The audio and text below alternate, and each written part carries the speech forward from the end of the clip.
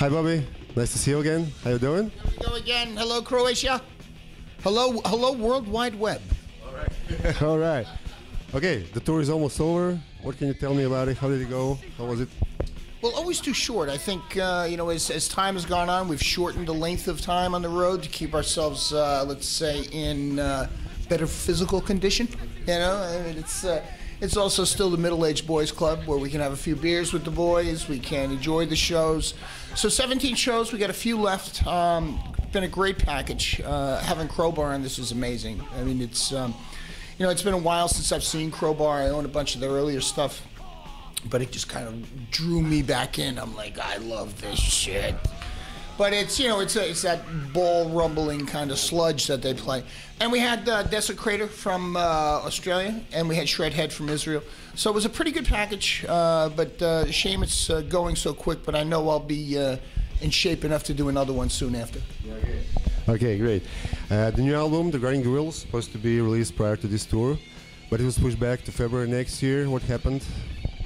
Oh, simplicity. It was just a matter of internal mix-ups. We thought we had the entire month of August to mix, where we really had none of the month of August to mix.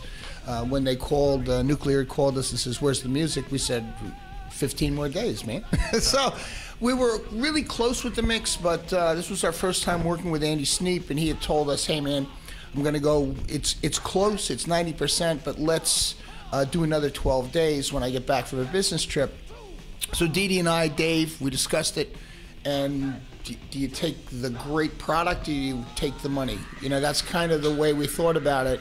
And I think we took the dignity over the money with regard to pushing the release back, because, you know, you always think of every record as your best opportunity to prove yourself. So if you go out, pushing that record out, thinking it's 90%, then it fucking is 90%. So it was a real simple just mix up with regard to time. We blame ourselves for 50% of it, and Nuclear for the other 50. No, 51 for them, 49 for us. Great, cool. What can you tell me about it? How much does it differ from the previous one or previous couple albums? Well, first and foremost, the production. Andy has done some great work with different bands in the genre, everything from Accept to Arch Enemy, and I mean, he's really the metal go-to guy.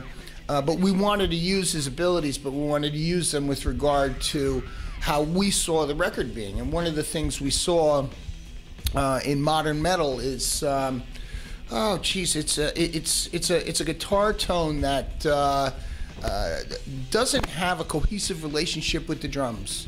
So we wanted more organic drums to start with, and we wanted a guitar tone that came somewhere out of the high technology of the 90s.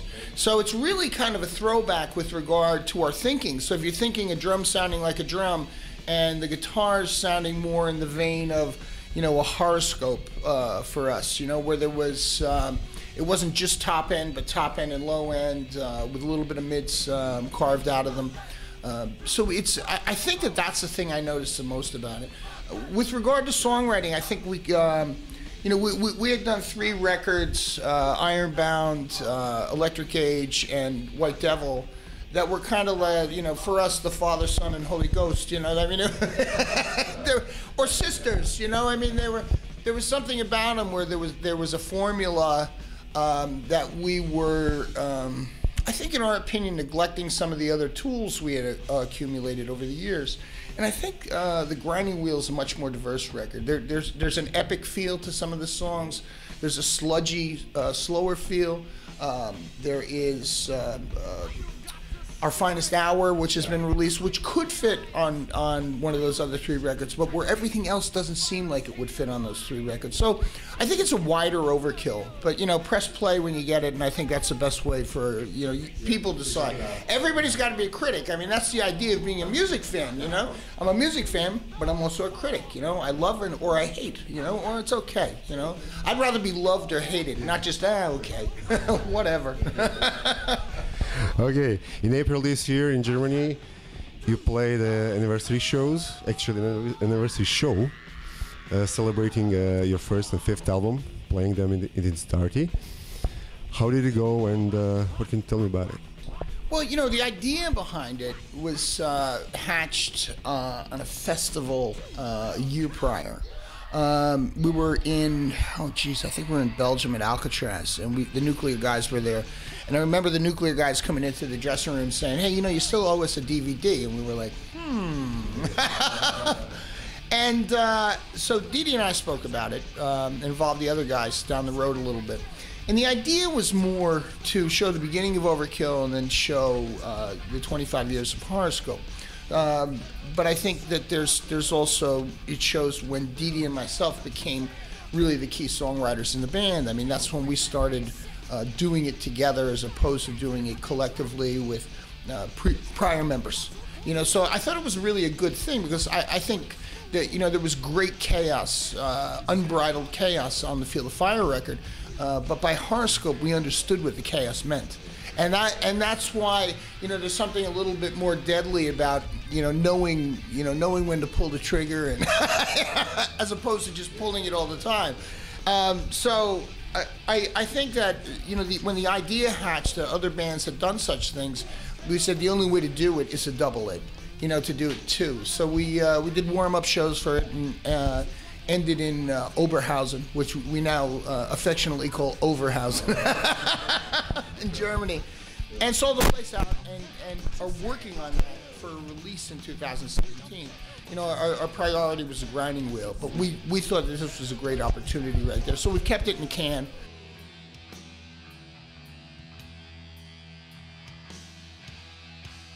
Probably the longest one set we ever did was the Oberhausen set. I mean, we're usually 90-minute guys. I mean, occasionally we'll go over a little bit, but we're usually 90 minutes, 85 to 90 minutes on a set, you know, but 93, 97, not a big deal. But this was an hour 45 minutes, you know. This was, yeah. All right, cool. So let's talk about the old songs of the records like I Hear Black or The Killing Kind or Killbox 13.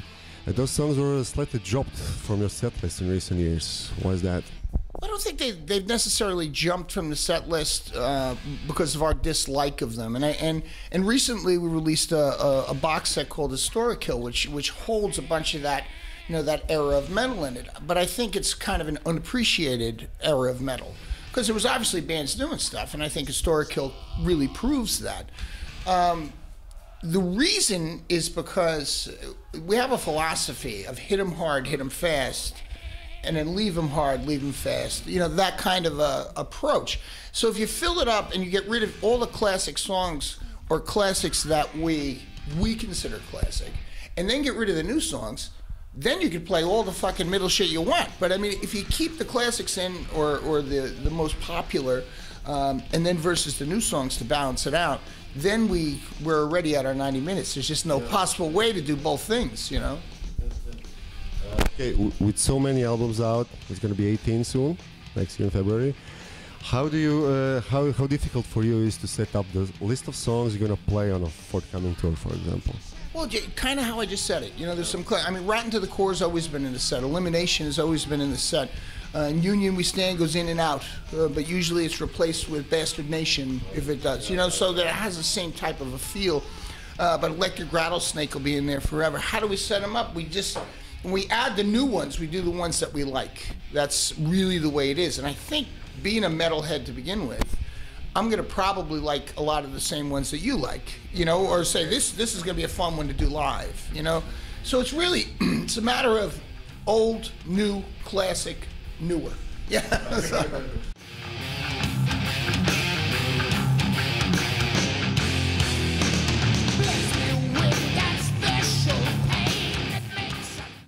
Well, you know, I think it was a really necessary record for us because we always had that, you know, that sludgier, more low-end type feel to us that would show itself in songs that appeared before that, like Horoscope or Skull Crusher or Drunken Wisdom, which was a song on Under the Influence. So it wasn't a record entirely of that stuff, but I think that coupled with the production, then you add in two new guys who came into the writing. I mean, Dee Dee and I did Horoscope alone, but when we did I Hear Black, we did it Dee Dee, I, Cannavino, and Gant. So really it became a little bit less focused when it comes to Overkill. But I always think of the record as could have been one of the top 3 Overkill records if we had 3 more months to do it. We don't care what what you say! Yeah. What you say!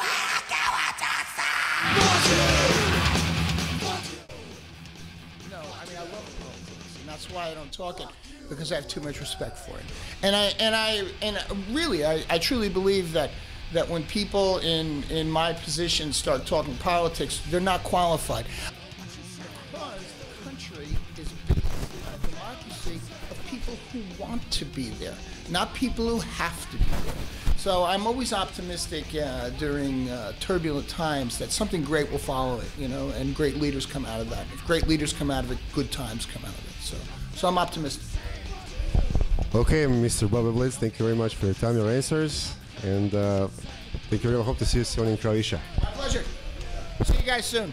You want it! You got it!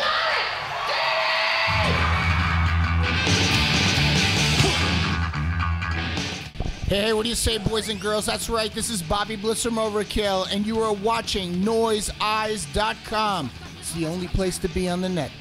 We